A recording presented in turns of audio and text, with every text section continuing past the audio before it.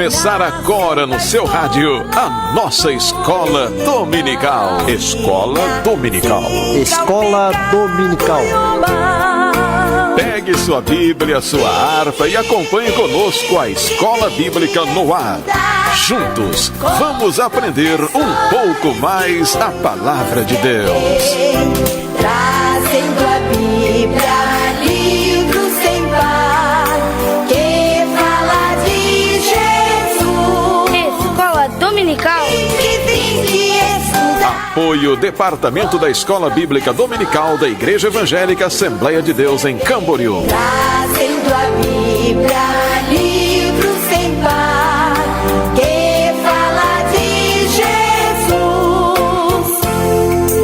Salve Escola Dominical, onde a graça e amor sem igual, para pequenos e grandes também, a todo o povo de Deus.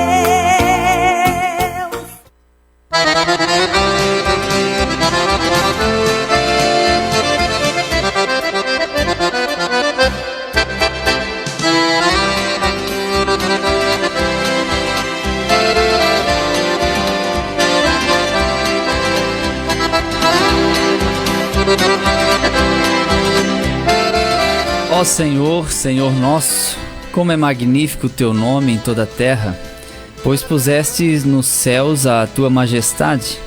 Da boca de pequeninos e crianças de peito suscitaste força por causa dos teus adversários, para fazeres emudecer o inimigo e o vingador. Quando contemplo os teus céus, obra dos teus dedos, e a lua e as estrelas que estabeleceste, que é o homem para que dele te lembres, e o filho do homem para que o visites? Fizeste-o, no entanto, por um pouco, menor do que Deus, e de glória e de honra o coroaste. Deste-lhe domínio sobre as obras da tua mão, e sob seus pés tudo lhe sujeitaste, ou pusestes, ovelhas e bois, todos, e também os animais do campo, as aves do céu, os peixes do mar e tudo que percorre as veredas dos mares. Ó Senhor, Senhor nosso, como é magnífico o teu nome em toda a terra. Salmos de número 8, na sua totalidade. E com esse texto bíblico, damos aqui a abertura à Escola Bíblica Dominical. E já cumprimentando a todos nossos queridos irmãos, começar aqui pelo presbítero Claudino Silva, que está aqui organizando as câmeras, colocando a gente no ar, é muito eficiente. E aqui estamos para mais uma Escola Bíblica Dominical. A paz do Senhor, queridos irmãos, você que está aí sintonizado conosco, que este dia seja mais um dia abençoado para você, para sua família, para todos nós, e que essa Escola Bíblica Dominical seja mais um momento de edificação espiritual, visto que estamos começando o novo trimestre. Então essa é a primeira Escola Bíblica de 2020 e nós vamos tratar sobre a raça humana, origem, queda e redenção. A raça humana, origem, queda e redenção. Vamos até final do mês de março neste assunto. Quem tem a revista vai poder acompanhar e ter um aproveitamento melhor, e quem não tem vai contar aí apenas com a sua Bíblia, vai estar acompanhando conosco os comentários e a nossa leitura, que também é muito edificante, vai ser uma bênção. Então, feliz ano novo a todos os irmãos, que 2020 seja aquele ano abençoado, porque o ano não é abençoador, mas abençoado porque quem é o abençoador é Deus. E também não posso dizer que 2020 traga, porque 2020 não vai trazer nada. É a gente que vai correr atrás, e o que vier será bênçãos das mãos de Deus. Ele é o provedor de tudo, inclusive da nossa vida. Então que tenhamos aí um ano abençoado, cheio de prosperidade. E hoje a lição de número 1, hoje é 5 de janeiro de 2020. O título desta manhã é Adão, o primeiro homem. E vamos tratar aqui da origem do ser humano. E vamos estar aqui falando com os irmãos até próximo do meio-dia a respeito desse assunto tão importante. Presbítero Fabiano Bernardino não pôde estar, E aqui nós estamos. Daqui a pouco o presbítero Ricardo vai estar aqui para nos ajudar, visto que ele tem uma classe de discipulado onde ele leciona, mas nós já estamos aqui. Então nós vamos fazer uma oração agora e logo em seguida já vamos começar o assunto da revista. Deus, obrigado, Pai, por mais esta oportunidade, pelo ano de 2019 que se passou, que não volta mais, mas que podemos aproveitar fazendo a Tua vontade, fazendo a Tua obra, dispensando tempo à nossa família, procurando ser o melhor que pudermos. Senhor, que esse ano seja um ano de bênção, que nós possamos mudar aqueles conceitos errados, que possamos nos estimular a fé, nos aproximar de Ti, que nossa família seja uma bênção e que aquilo que nós erramos em 2019 possamos ter cuidado, porque esse ano 2020 precisa que a nossa vida seja uma vida sendo o reflexo da Tua glória e da Tua presença. Deus, abençoa-nos em todas as áreas. Coloca Tuas mãos sobre essa escola bíblica, essa aula é sua, fique à vontade. O Senhor pode dirigir e falar como quiser. Está tudo em Tuas mãos, em nome de Jesus. Amém e amém. Amém. Chegou aqui presbítero Ricardo, entusiasmado, cheio de vida e de força. Tá de férias, não? Não. Não. Mas as minhas férias terminam amanhã e já estou com saudade de ficar em casa. Mas o presbítero Ricardo acaba de chegar, então a saudação aí para os nossos irmãos. Glória a Deus. A paz do Senhor para os irmãos, a paz do Senhor, irmão Claudino, evangelista irmão Elia Uller. Eu peguei uma semaninha só que a firma deu lá de folga, né? Mas amanhã já estaremos aí de novo, né? Pegando firme. E isso é muito bom. Trabalhar é muito bom, né, meu Léo? É bom, né? É bom demais. Ficar em casa é melhor ainda. Também. Mas eu estou me aposentando. Daqui um dia eu estou em casa, se Deus quiser. Glória a Deus. Falta quanto tempo? Eu acho que tá pela boa já. Já dei umas entradas nos papéis. Eita, acho que vai dar. Vamos ver. Eu Glória também, eu já estou pertinho, falta só 25 anos. Eu já estou. Glória a Deus. Essa é a vantagem de ser mais velho, ó. Tá vendo? Oi, irmão Ricardo, tá ficando velho, cabelinho porque branco. Eu poderia me aposentar antes, mas eu fui enquadrado na nova lei. Como eu não falta 5 anos para eu me aposentar, então mesmo que eu tenha 35 anos de carteira, eu vou ter que ir até os 65. Então eu não escapo, eu poderia me aposentar com 53 a 57. Mas o que está acontecendo comigo, né? Eu estou com 54 e vai dar tudo certo se Deus quiser. Mas muito bem, a lição maravilhosa desse domingo. Estaremos aqui, né, começando mais esta etapa deste ano de 2020. Também eu estava ouvindo aqui o irmão Elia Uller orar e peço a Deus também que nos oriente, né, que fale conosco e que as aulas da Escola Bíblica Dominical no rádio sirva de elevo espiritual para muitos aí que estão do outro lado do rádio, lá os irmãos que são, né, nossos fiéis ouvintes, né, irmão? Sim. Eliel. E eu tenho por certo que Deus, mais uma vez, meus irmãos, não vai nos desamparar e vai falar conosco, vai nos orientar, vai nos dar vitória através da sua palavra. Amém? Glória a Deus. Bom, Ricardo, eu nem comecei ainda, só li o título, então aí nós temos o texto áureo, que é Gênesis 1:26, para o nosso assunto. E disse Deus: façamos o homem à nossa imagem, conforme a nossa semelhança, e domine sobre os peixes do mar, sobre toda a terra. É o texto que está em Gênesis 1:26. A verdade prática diz: o homem não é um mero detalhe no universo. O ser humano é a obra-prima de Deus, o Criador e mantenedor de todas as coisas. Então, o ser humano não é um mero detalhe no universo. O ser humano é a obra-prima de Deus, Criador e mantenedor de todas as coisas. Então, hoje nós vamos falar sobre a origem do homem. Para nós que somos criacionistas e crentes e caminhamos com a Bíblia debaixo do braço, a gente já sabe que a origem do homem é Deus. Mas vale a pena relembrar alguns detalhes importantes, porque dia após dia esse conceito tem sido atacado, principalmente nos meios universitários. Então é importante a gente estar sempre refazendo essa leitura. O nosso texto está em Gênesis capítulo 2, os versículos 1 ao 8. Eu vou ler o primeiro, depois o irmão Ricardo lê o segundo e assim por diante. Diz assim: assim os céus e a terra e todo o seu exército foram acabados. E havendo Deus acabado no dia 7º a sua obra que tinha feito, descansou no 7º dia de toda a sua obra que tinha feito. E abençoou Deus o dia 7º e o santificou, porque nele descansou de toda a sua obra que Deus criara e fizera. Estas são as origens dos céus e da terra, quando foram criados, no dia em que o Senhor Deus fez a terra e os céus. Toda a planta do campo ainda não estava na terra, e toda a erva do campo ainda não brotava, porque ainda o Senhor não tinha feito chover sobre a terra, e não havia homem para lavrar a terra. Um vapor, porém, subia da terra e regava toda a face da terra. E formou o Senhor Deus o homem do pó da terra, e soprou em seus narizes o fôlego da vida, e o homem foi feito alma vivente. E plantou o Senhor Deus um jardim no Éden, da banda do Oriente, e pôs ali o homem que tinha formado.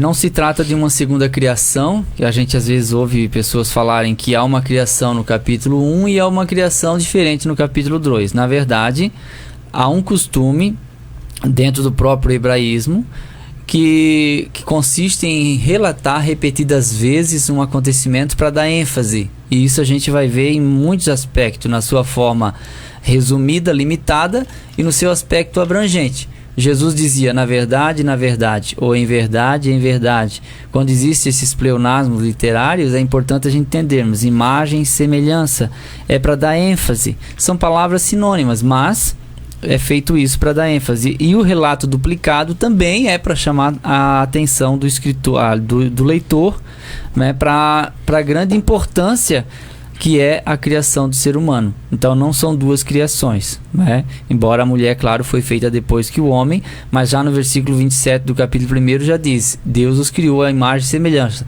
macho e fêmea os criou. Para não ficar aquele negócio que o homem é a imagem e semelhança de Deus, mas a mulher é a imagem e semelhança do homem, então ela não é a imagem e semelhança direta de Deus, ou seja, ela é cópia da cópia. Mas na verdade mulher não é cópia da cópia, ela foi criada da costela do homem, mas ela foi criada também em imagem e semelhança de Deus. A mesma característica e a mesma narrativa para o homem é feita para a mulher. E outra coisa, meu Léo, toda vez que a palavra de Deus fala ao homem, ele está falando com a mulher também, né? Sim. Muitas das vezes você vê alguns textos bíblicos dando alguma doutrina, algum ensinamento, algum mandamento de Deus, e o Deus interagindo com o homem. Ele não está falando só do sexo masculino, né? É masculino e feminino. Depende do contexto, o sentido é genérico, né? Quando diz que Deus pôs no jardim o homem, já está dizendo que foi ali que começou a humanidade e Eva está inclusa. Glória a Deus. A introdução, posso ler? Sim. Vamos lá. Introdução. O tema deste trimestre é a doutrina bíblica do homem. Com a ajuda de Deus, estudaremos o que a Bíblia Sagrada ensina a respeito do ser humano, a obra-prima da criação divina. Entre outros assuntos, enfocaremos a criação de Adão e Eva, a triste realidade do pecado, a experiência de nossos pais fora do Éden e a nossa própria redenção. E por fim, mostraremos a glorificação eterna dos que receberam a Jesus Cristo, verdadeiro homem e verdadeiro Deus. Nesta lição, veremos o que a doutrina bíblica do homem, nesta lição veremos o que é a doutrina bíblica do homem. Em seguida, consideraremos a criação do primeiro ser humano, Adão, a quem a Bíblia chama de Filho de Deus. Que o Divino Consolador nos ajude a compreender os mistérios da Bíblia Sagrada, a inspirada, a inerrante e a completa Palavra de Deus. Aleluia.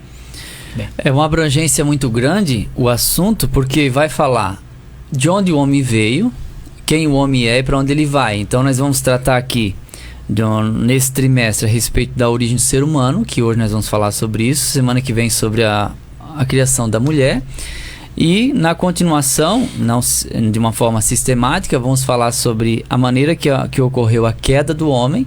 Depois da queda, o que precisou para haver uma redenção, ou seja, quando o Criador envia seu Filho para morrer pela humanidade, para comprar o que já lhe pertencia por direito através do sacrifício de Jesus. Isso chama-se redenção. E após a redenção, então, nós temos aí a glorificação, que daí já estaremos lá para o final do mês de março, né? Então é um assunto bem completo.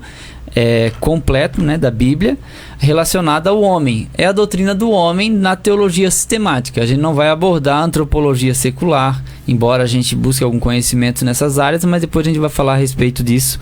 A distinção que há entre a antropologia teológica bíblica e a antropologia secular acadêmica, é que ela distingue bastante. Mas assim nós já vamos entender aqui hoje, né, pela manhã, que o homem tem a sua origem em Deus. Adão, né, barro, foi formado do pó da terra e dali começou a existir o que a gente entende hoje como raça humana. A gente percebe na própria literatura bíblica a ênfase que Deus dá para a humanidade.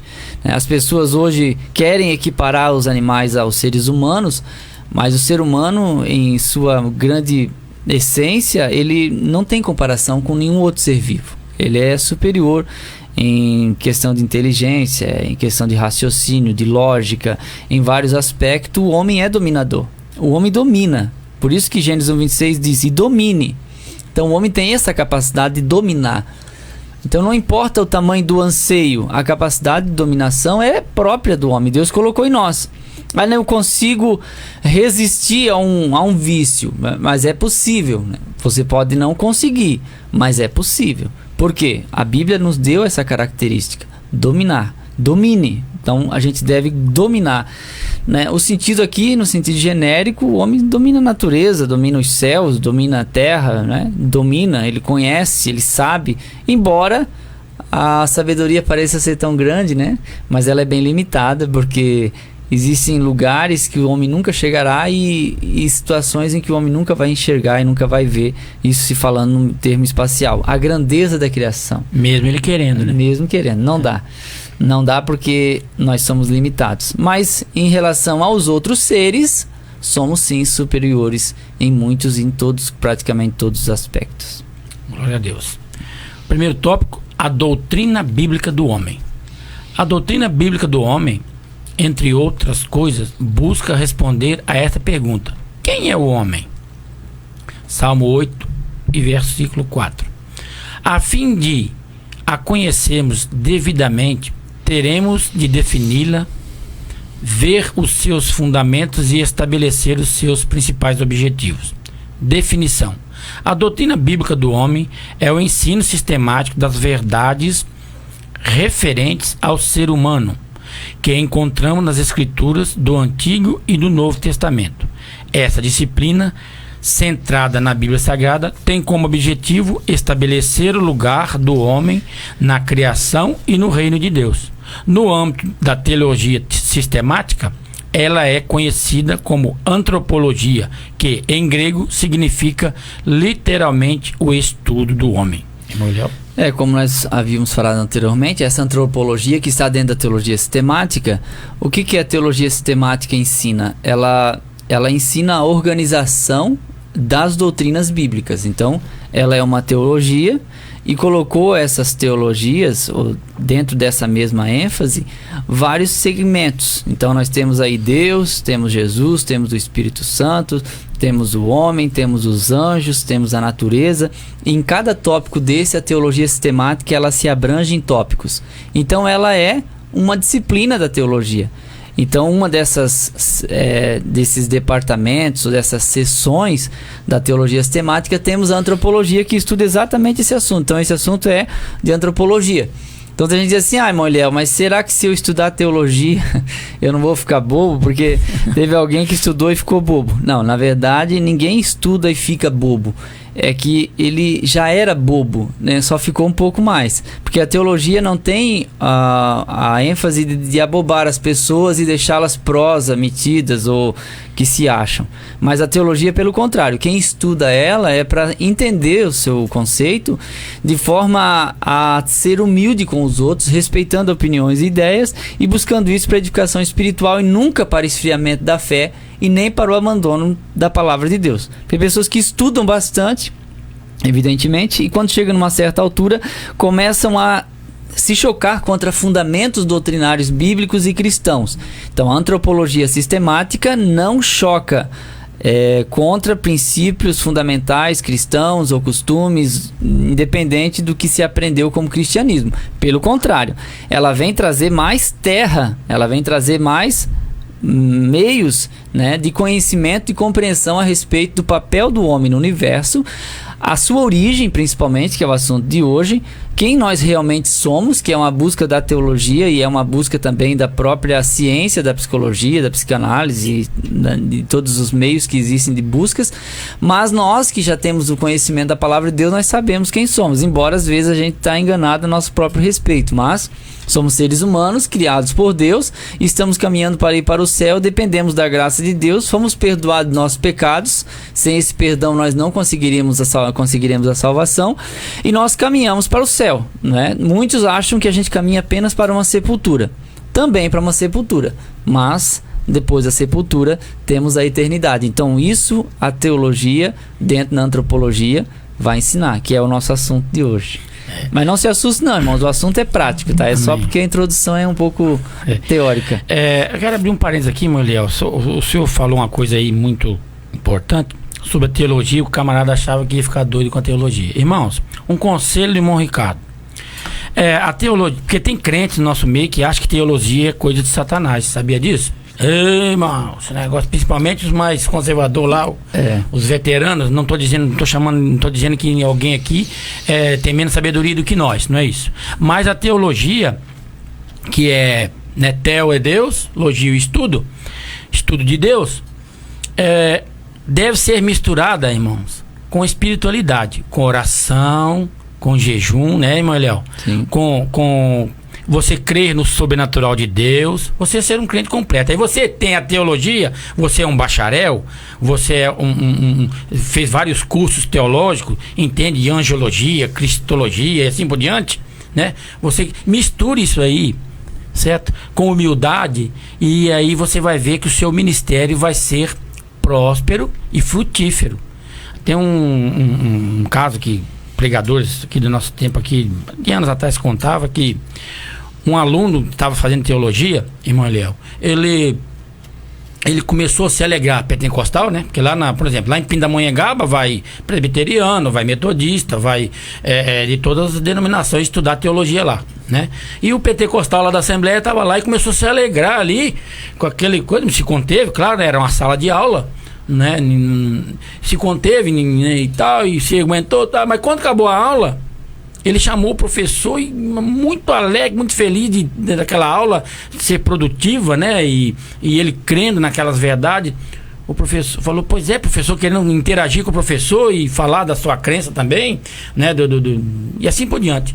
O professor se mostrou indiferente e disse assim: você acredita naquilo que eu falei lá? Claro, professor, coisa linda a palavra de Deus. Não, eu só te falei aquilo porque está lá. Está no currículo. Está no currículo. Eu não acredito naquilo não. Frio, irmãos, frio, né? Indiferente a ênfase e ao valor que aquele aluno deu para sua aula e para a palavra de Deus que foi explanada. E isso não deve acontecer, né? Esse verdadeiramente a teologia está fazendo mal para ele. Exatamente. Não é mesmo, meu Léo? Exatamente. Tem questões assim que mais vale não ter estudado. Deve ter alguém em casa pensando: se fulano não tivesse estudado tanto, ele estava aqui ainda. Verdade. O tópico 2 aqui, fundamento. O principal fundamento da doutrina bíblica do homem encontra-se, obviamente, na Bíblia Sagrada, nossa única regra infalível de fé prática. Todavia, servimos-nos também como fontes auxiliares o nosso credo da declaração de fé da Assembleia de Deus no Brasil e dos livros texto devidamente aprovado pelas autoridades de nossa igreja. O fundamento da doutrina da antropologia teológica é a Bíblia. A Bíblia é o nosso fundamento, né? Eu vejo pessoas tentando provar coisas com livros de tradições e tentando explicar a Bíblia forçosamente, não vai dar certo.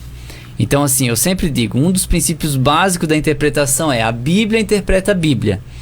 Então, quando a pessoa recorre a um livro histórico, secular, ou até mesmo histórico da época da escritura bíblica, é importante para o conhecimento. mas não coloque ele no nível da Bíblia, senão vira um dogma. Então a Bíblia, ela é infalível palavra de Deus, ela é inerrante e ela é a palavra que nos rege. Nós não podemos tornar a Bíblia um livro banal. Então o que nós entendemos por fundamento da antropologia da origem do homem é o que está registrado na Bíblia. As pessoas pegam um livro lá que encontraram lá nas antigas e tentam provar contrário ao que está escrito na Bíblia, tentando colocar este livro acima da autoridade da Escritura, mas isso é inegociável. A Bíblia é o fundamento do cristão. A Bíblia é o nosso livro-chefe, o nosso livro-texto. A gente não substitui ela por nada. Então, por mais que alguns textos parecem obscuros, ou seja, não temos a clareza, porque em muitos casos a Bíblia não é clara, ou seja, a Bíblia nem sempre explica o que quer dizer, não é? Mas a gente aceita por fé. Né? A gente não questiona, a gente não deprecia, a gente não torna a Bíblia um livro inviável porque eu não compreendi.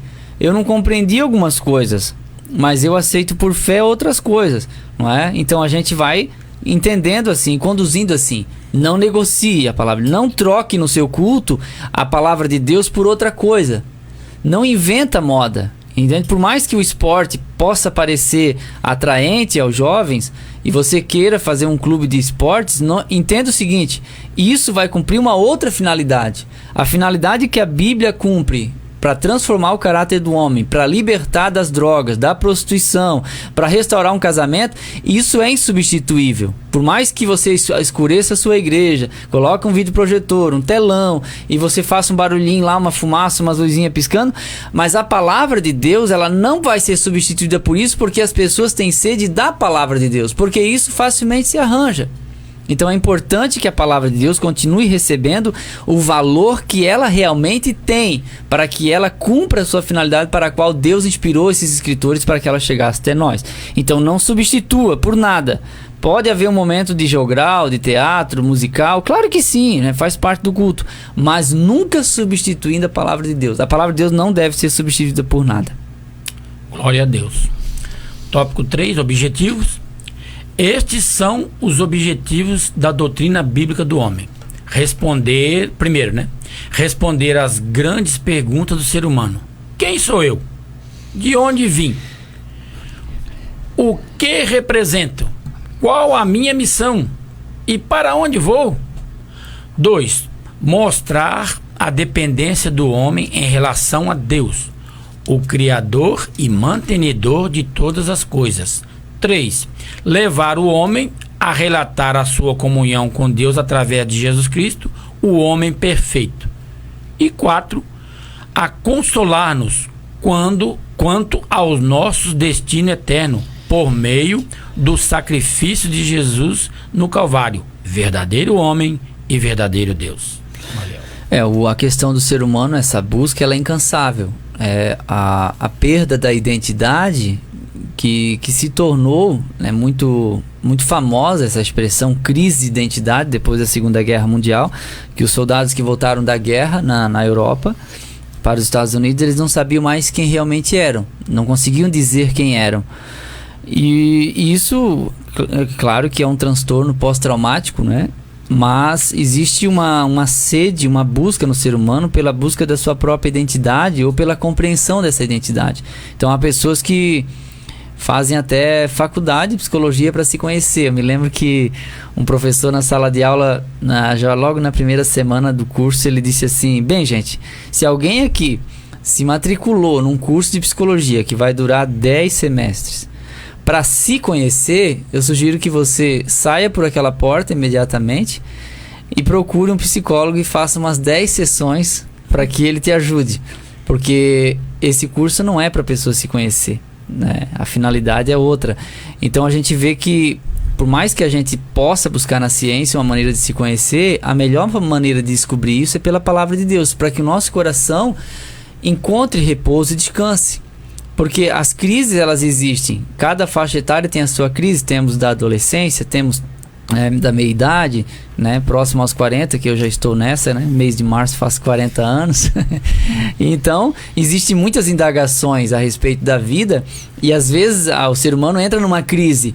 Mas quando a gente consegue concentrar o nosso coração na palavra de Deus e entender que nós somos feituras dele, que nós emanamos de Deus, saímos de Deus, que nós dependemos da presença dele para encontrar paz para o nosso coração, e que caminhar com ele é a melhor coisa que pode acontecer, é como Jesus disse: e encontrareis descanso para vossas almas. Aí a sua busca termina, porque a fé, ela não é que ela seja um fim em si mesma, mas ela aponta para o doador da vida, porque é para ele que nós temos que olhar, porque a palavra homem já diz, né? O seu sentido é aquele que olha para cima. Então nós dependemos de Deus, e é para ele que nos voltamos.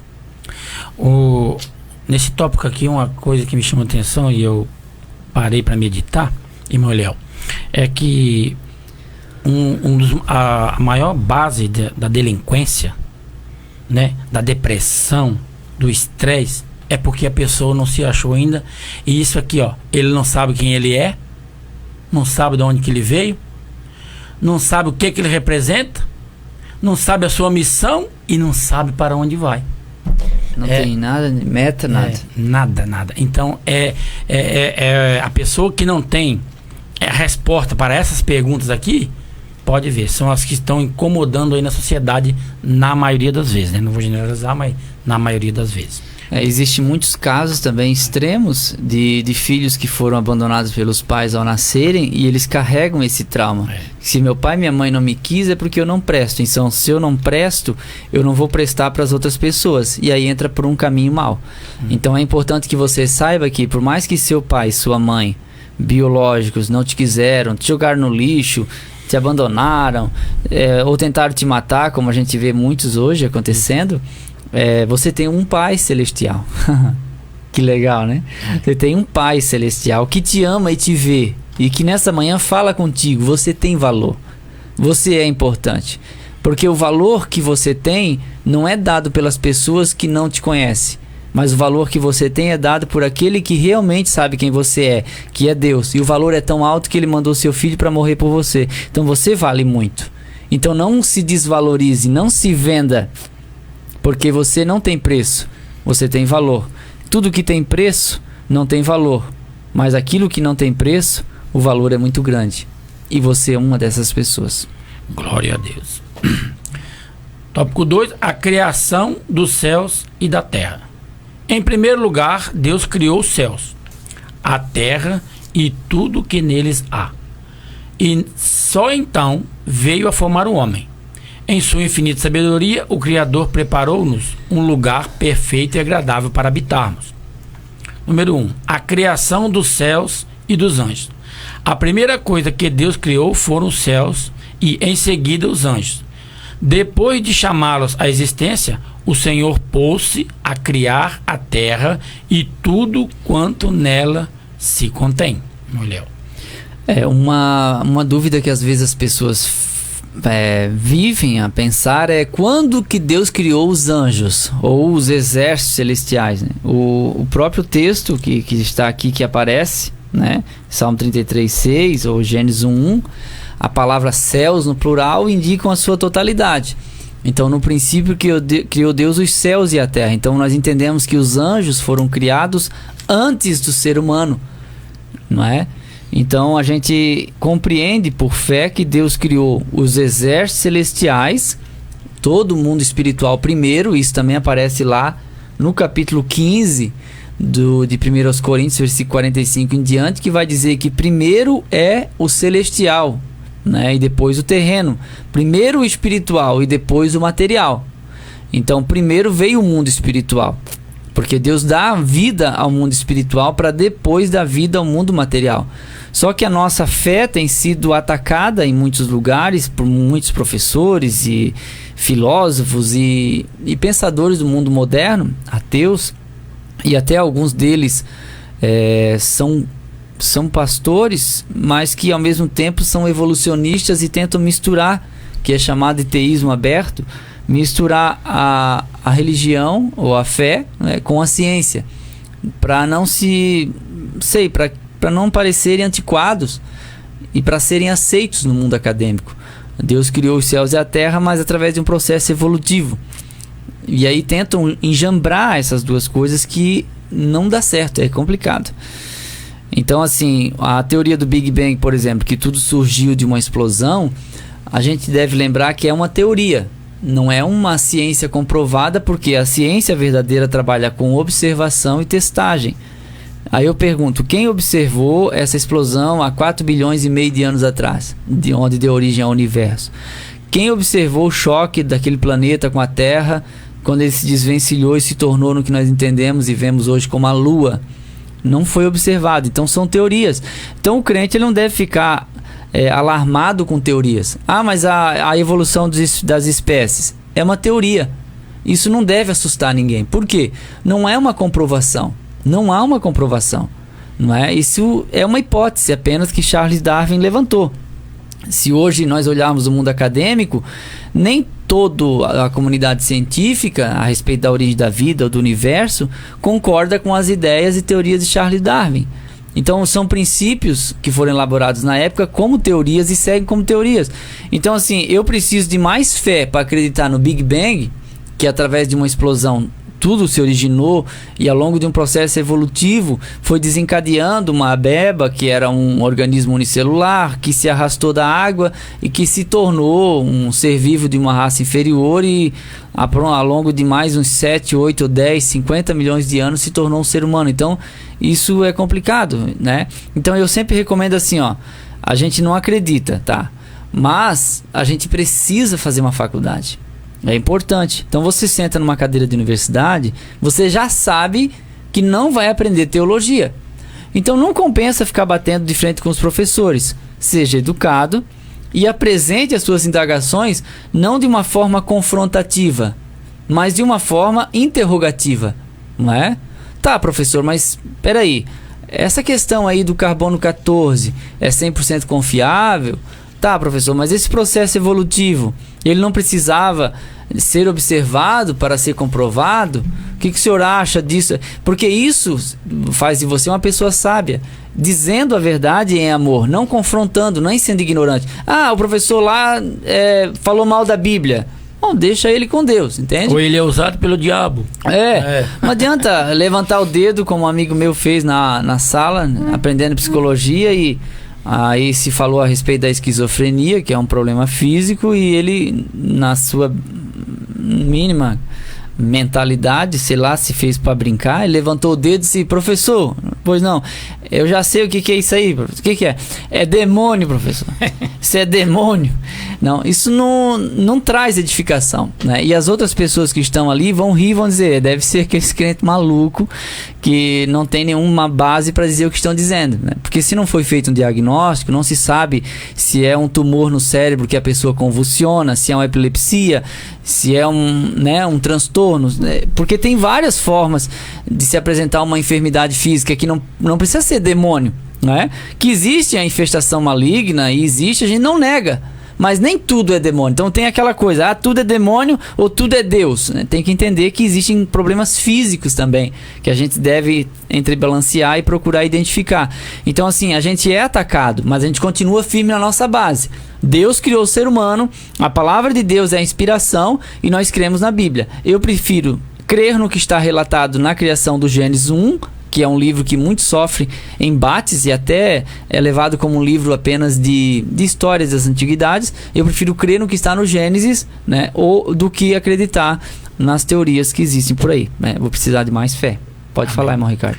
Não, muito bem. Agora Deus a tudo criou com inigualável sabedoria. Número 2. Sabiamente o Pai Celeste, antes de formar o homem, criou a terra a fim de colocá-lo num planeta sustentável. Salmo 104, né? A forma como Deus agiu em toda a sua obra é enaltecida pelo autor sagrado. Provérbios capítulo 8. A sabedoria divina está patente em toda a criação. Por essa razão, todas as obras do Senhor são admiráveis, sublimes e ricas em variedades. Um dos problemas que a gente encontra hoje é a questão da imagem e semelhança de Deus no homem. Tem pessoas que acham que essa imagem e semelhança ela é física, mas a Bíblia ela é muito clara em dizer que Deus é espírito.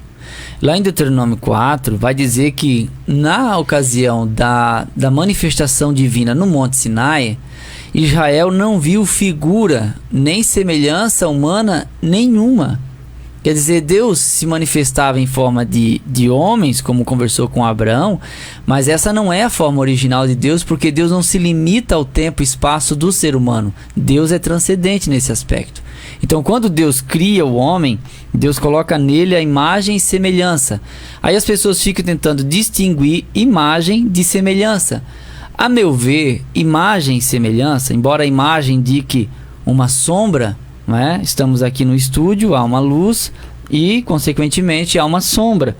Então, a sombra passa a ser a minha imagem, né? Ou o meu reflexo aqui nesse espelho. Mas aquele reflexo não sou eu sou original. Aquilo ali é apenas um reflexo. Isso seria uma imagem. E a semelhança, alguém entende que seja a caracterização, ou seja, características que Deus tem, que colocou no homem, né? Como a sua capacidade moral, intelectual, razão, volição, lógica e assim por diante.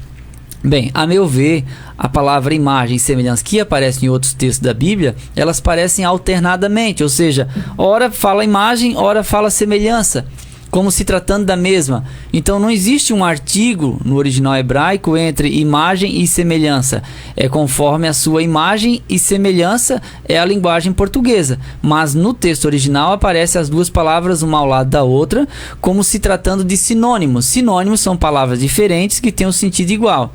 Então, quando Deus colocou no homem a sua imagem e semelhança, Ele colocou no homem a sua capacidade, ou a sua imagem e semelhança moral, capacidade de ser perfeito. O homem não tinha defeito nem a mulher, quando criados originalmente, e a sua capacidade de raciocínio, né? O homem, quando diz que é imagem e semelhança, coloca o homem não exatamente igual a Deus, mas parecido com Deus, e ao mesmo tempo diferente de tudo que Deus criou, não é? Então, quando o homem descobre leis que já existiam, leis da física, leis da química que já existiam, mas ele descobre, isso não torna ele uma pessoa independente de Deus. Tá vendo? Deus não existe, porque o ser humano tem capacidade de criar, sei lá, drones, que é uma coisa que nenhum outro animal consegue fazer, o ser humano faz. Um grampo de roupa, como dizia o Ariano Suassuna, um grampo, né? Um prendedor de roupa, você aperta aqui, ele abre do outro lado. Você solta, ele fecha. Ele diz: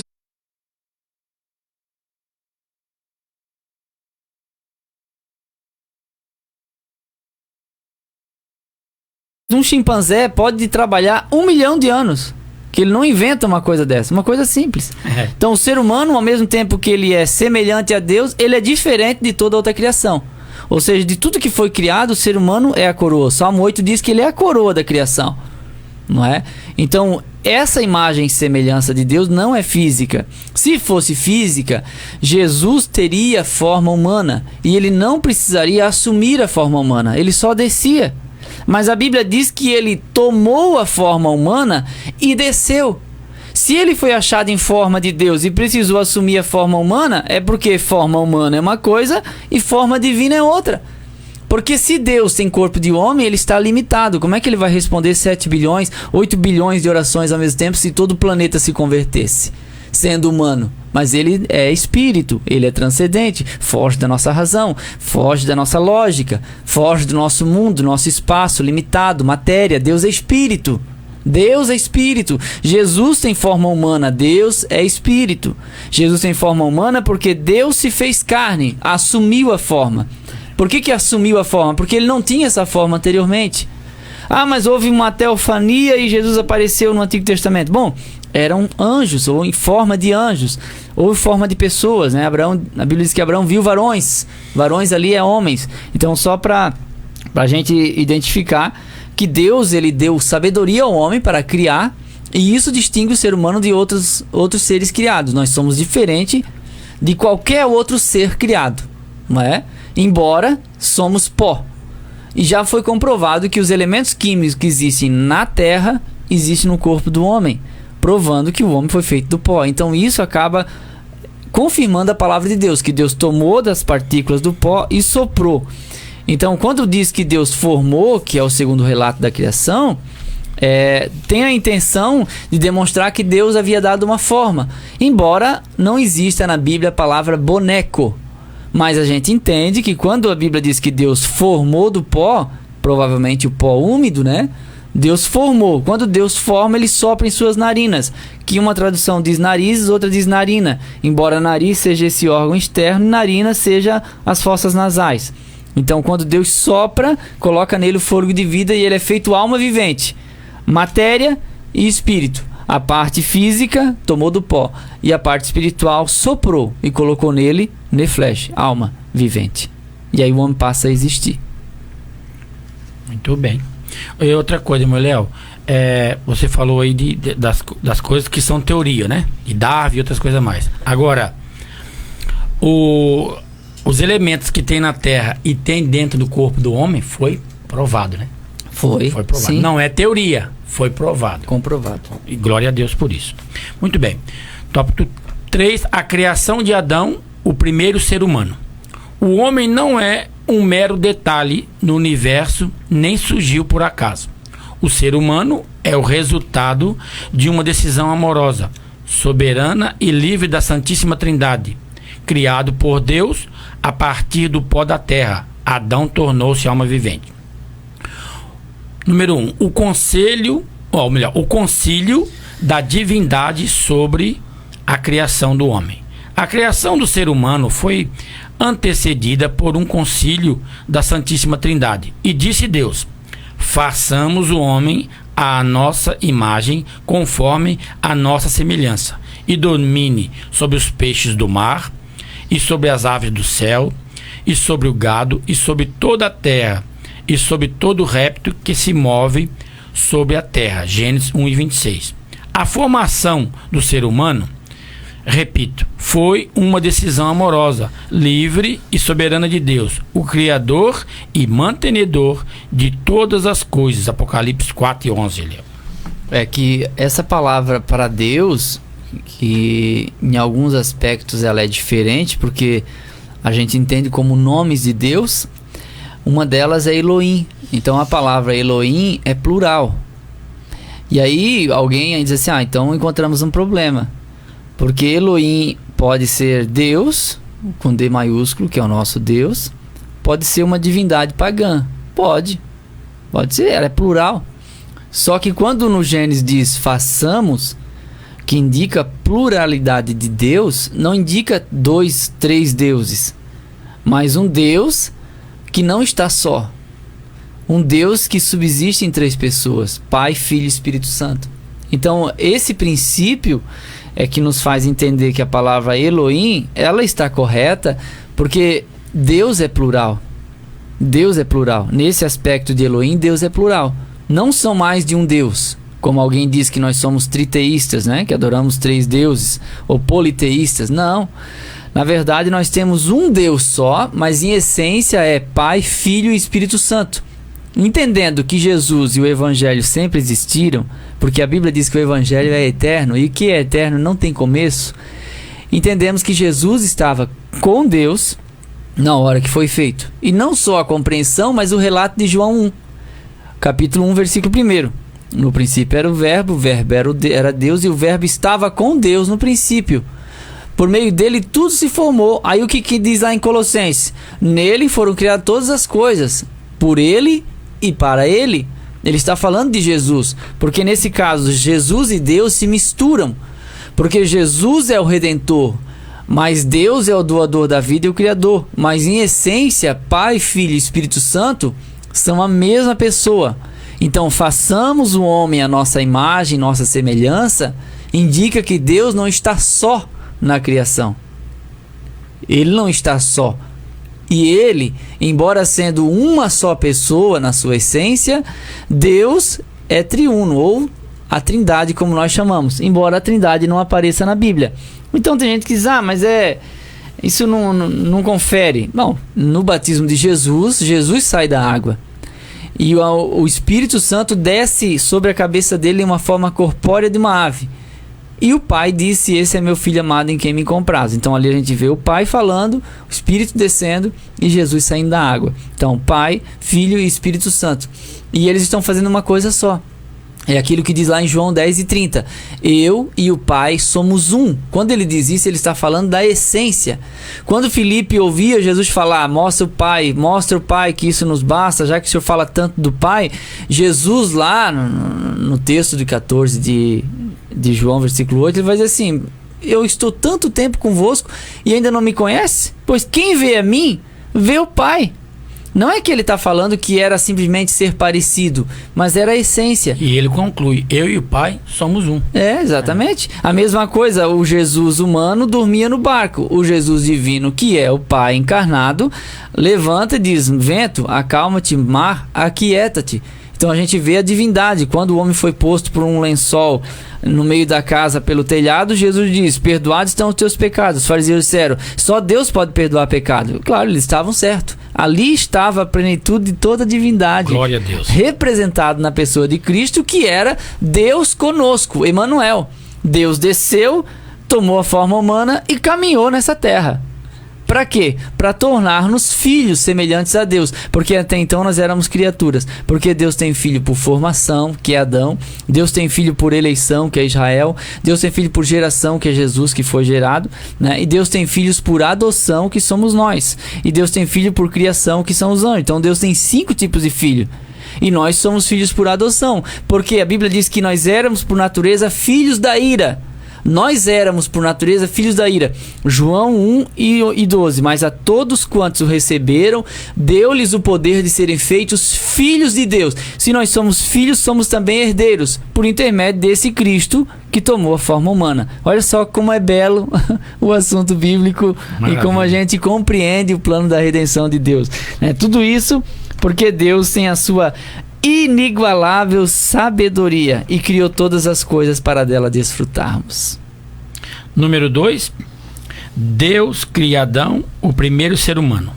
Em seguida, Deus criou o primeiro homem do pó da terra, para que nós, filhos de Adão, a tivéssemos não como mãe, como querem os ecologistas, mas para que nela habitássemos e para que dela tirássemos nosso sustento.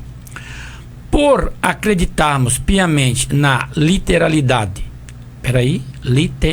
certo. Isso mesmo, do Gênesis, professamos que o ser humano é o resultado de um ato criativo de Deus e não de um longo e fantasioso processo evolutivo, como ensinam dogmaticamente os evolucionistas. Tudo quanto existe, inclusive o homem, veio a existir como resultado de uma ordem expressa do Todo-Poderoso. Salmo 148 e o verso 5. O criacionismo bíblico é incompatível com o evolucionismo. 2 Coríntios 6:14. Então aí nós temos Deus cria Adão para ser o primeiro ser humano. Então essa conversa que tinha gente antes de Adão é complicado comprovar.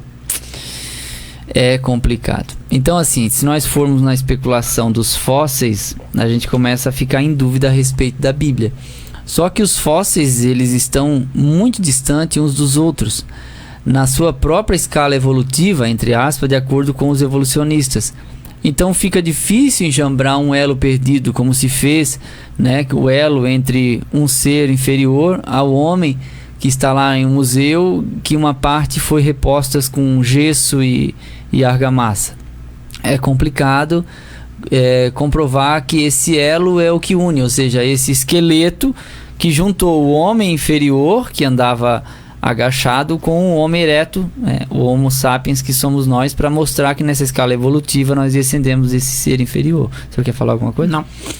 Então fica complicado porque nós não se tem a comprovação dessa junção. Falta muito componente ainda. Então a gente diz, mas é que eu não consigo entender porque a gente não consegue saber em que fase da história que se encaixam, por exemplo, os dinossauros. É inegável. É inegável. As pessoas dizem, mas os dinossauros não existiram. Existiram. É inegável, a ciência comprovou. Se você duvidar, qualquer ateu vai te levar no zoológico, lá no museu de paleontologia e vai te mostrar. Então, é inegável. Agora, quando eles existiram, é uma outra questão. Entende? Que tudo que existe foi criado por Deus também é inegável. Se existiram dinossauros, que de fato existiu, foi Deus que criou também. Que o Adão foi o primeiro homem está em 15:45 1 Coríntios. O primeiro homem foi Adão. Se você disser que houve seres humanos antes de Adão, não é?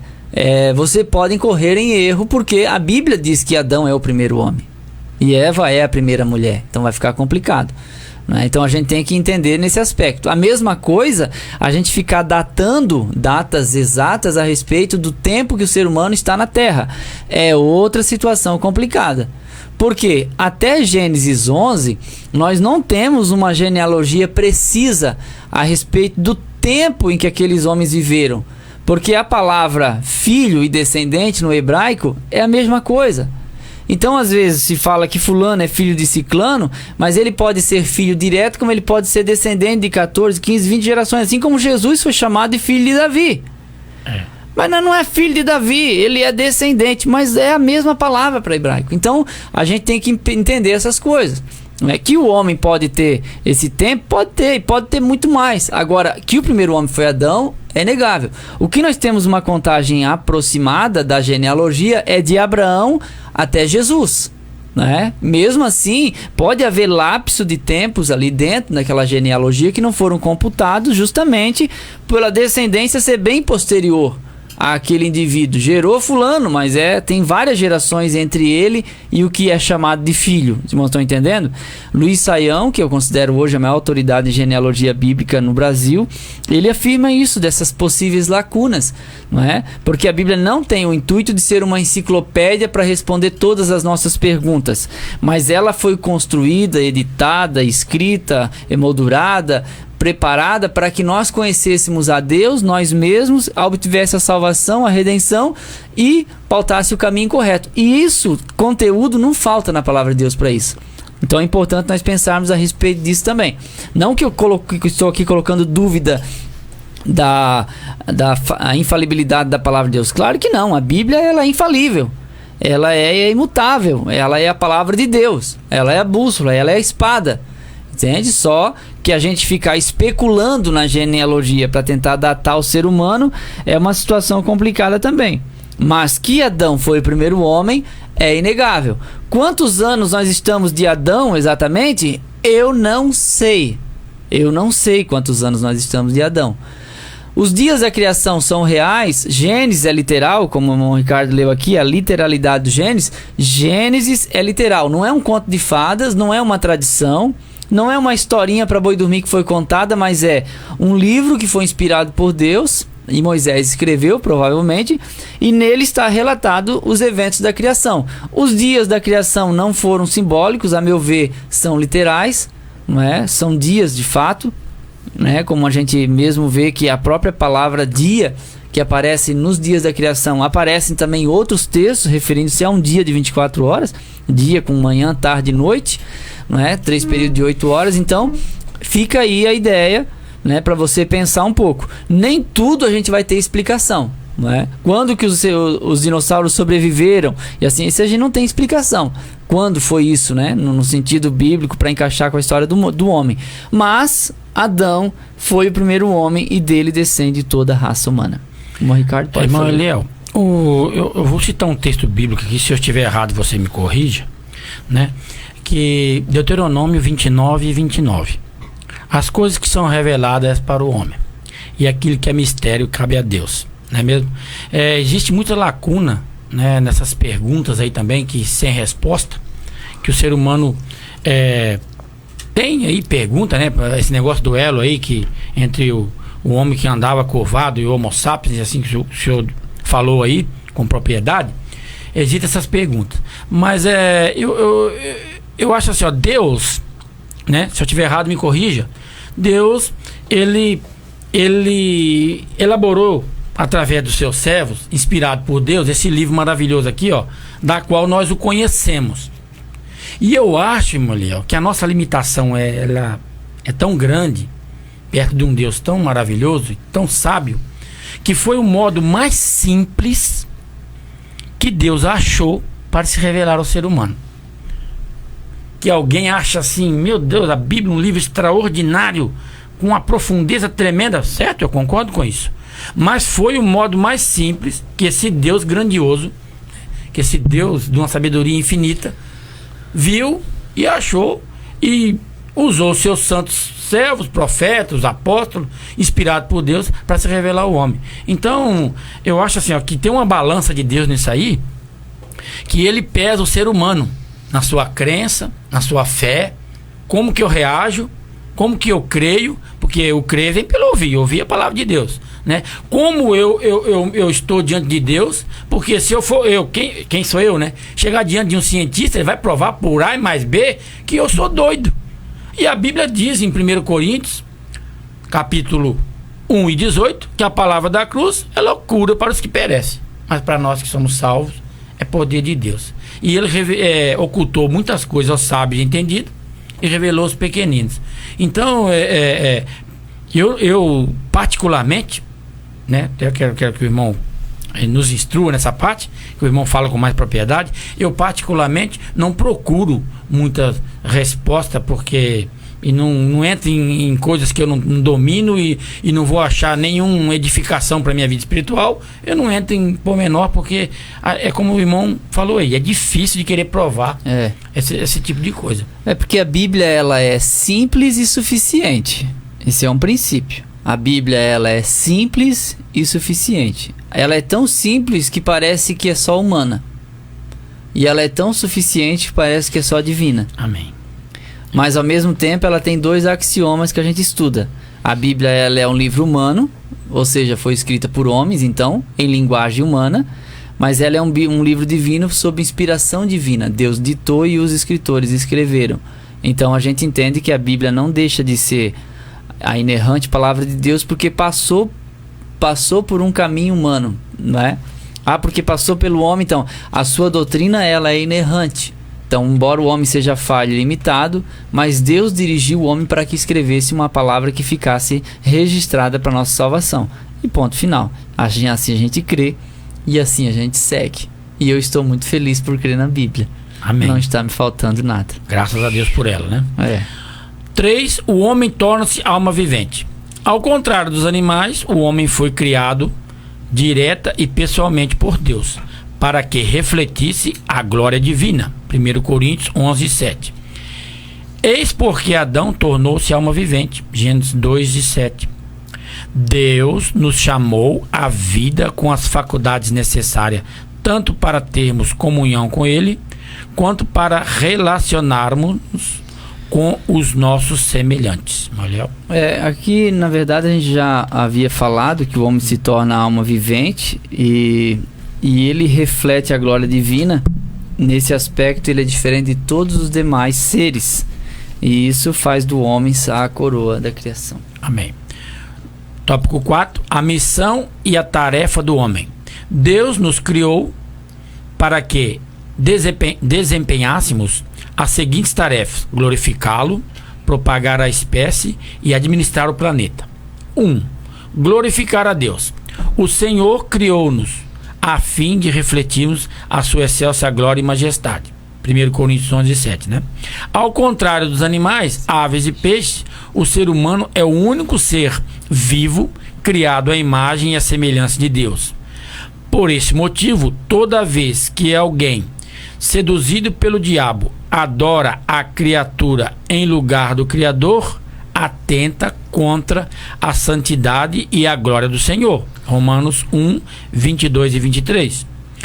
Quando cumprimos a vontade de Deus, cumpre-se em nós esta consoladora promessa: e serás uma coroa de glória na mão do Senhor e um diadema real na mão do teu Deus. Isaías 62, 3. Então, nós temos aí a primeira missão e tarefa, que é glorificar a Deus. Eu gosto muito do texto 1 Coríntios 10, 31, que diz, na linguagem corrigida: quer comais, quer bebais, façai tudo para a glória de Deus. Então, não há como viver para si mesmo baseado no egoísmo, porque nós fomos feitos para glorificar a Deus. Esse é o princípio. Amém. Não que Deus precise de bajulação, não é bajulação. Deus não vai aumentar em poder se nós o adorarmos dia após dia. Ele não vai ficar mais poderoso do que ele já é. mas pela nossa própria finalidade como criatura. Nós devemos a Deus a vida, e por isso glorificamos a Ele por existir. Foi por causa dele que nós existimos. Então é o que Paulo diz no Areópago lá no livro de Atos. Nele nos movemos e existimos. A dependência do homem. Então essa dependência, quando eu estou consciente dela, ela me faz glorificar a Deus com a minha vida. Vivendo para glorificar a Deus, fazendo para glorificar a Deus, falando para glorificar a Deus, vendo para glorificar a Deus, respirando para glorificar a Deus. Que a nossa vida faça sentido quando a glória de Deus for o nosso foco. Não por mérito humano, nem para aparecer, mas para que Deus apareça. Esse é o nosso foco. E outra coisa, através disso tudo que o irmão falou, a nossa gratidão a Deus, né, irmão Eliel? Ser grato a Deus por tudo que Ele nos proporcionou, pela vida que nos deu, né? E nós sabemos se, por exemplo, o sacrifício de Cristo na cruz do Calvário, onde estaríamos nós, né? Onde estaríamos nós?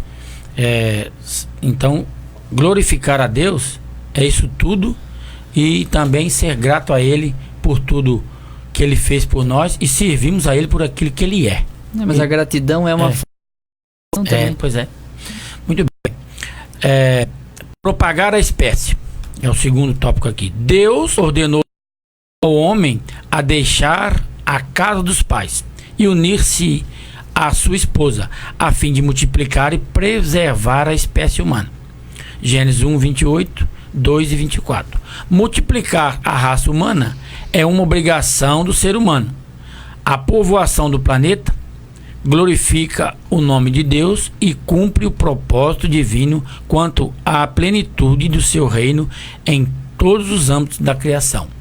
Deus tem um forte compromisso com a família genuinamente bíblica, heterossexual, monogâmica e indissolúvel. Leia juntamente com sua esposa e filhos o Salmo 128, Salmo da família, né? Isso. Uma família bem constituída é uma bênção à igreja e a toda a nação. Não só a constituição da primeira família, mas multiplicar e encher a terra, que era um desejo de Deus no princípio. Então a terra já está bem povoada, bem cheia. Então, para quem tem bastante filhos, contribuiu bastante, né? Já da minha parte não houve contribuição, apenas adoção. Mas mesmo assim eu estou feliz e grato a Deus. Mas o que o autor está querendo dizer, Claudio Honor de Andrade, assim como a relato da palavra de Deus, é que Deus tem compromisso com a família, e que é o desejo de Deus que as famílias sejam estruturadas na sociedade para que nós vivamos em paz. Esse é um princípio. Esse era o desejo de Deus lá no princípio, né? Embora pareça-nos que Deus sabia que o homem ia pecar pela sua onisciência e já havia preparado o Cordeiro antes da fundação do mundo na onisciência divina para a redenção. Mas é que a gente vê que Deus aprova um casamento ou uma família, né, que diz sexual, que é um homem com uma mulher, sexo oposto, monogâmico, ou seja, com um cônjuge só, né, não é um homem casar com duas mulheres e nem vice-versa, e indissolúvel, quer dizer que não se dissolve até que a morte o separe. Então eu li aquele Casamento Blindado, que é um livro de um casal que faz um programa de televisão.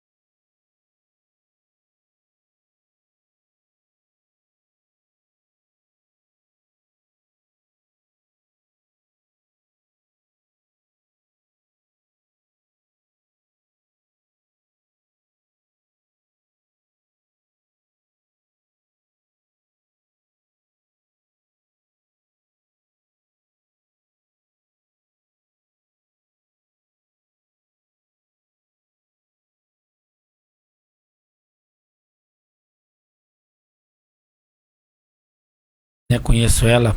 A irmã Odete fez semana retrasada 31 anos que eu conheço a irmã. E foi uma bênção na nossa vida. E eu sei que a irmã ora pelo... E eu incluo meu nome também. E para mim é uma honra muito grande saber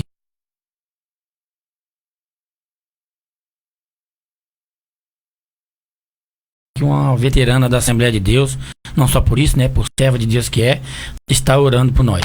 Que Deus abençoe, conheça a família, irmã Raquel, seu genro Levi, meu amigo, seu filho e assim por diante. Conheci muito o irmão Geazi, né, conversei algumas vezes com ele. Glória a Deus por isso, por essa família maravilhosa. Que Deus continue abençoando a vida dela, e que possa ter muitos anos de vida aí, né, dando, aconselhando e deixando esse legado para nós aí de serva de Deus. Amém? Glória a Deus. Oramos. Deus, obrigado por essa aula. Te agradecemos pela tua palavra, pela vida do presbítero Claudino. Obrigado pelo presbítero Ricardo que veio nos ajudar. Abençoa todos os nossos alunos. Coloca a tua mão, que seja um dia abençoado, festivo, de muita paz, de muita alegria. E que esse ano seja aquele ano abençoado, Senhor. Que o Senhor possa estender as suas mãos e abençoar em todas as áreas, os de pertinho e também os de bem longe. Deus, alcança com a tua palavra nesse momento, que possamos ser confortados pelas perdas que a gente vai sofrendo na caminhada. Em nome de Jesus, obrigado. Amém e amém. Amém.